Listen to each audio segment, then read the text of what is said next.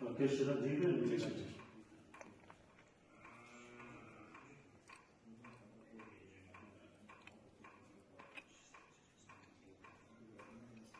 Var, sağ olsun.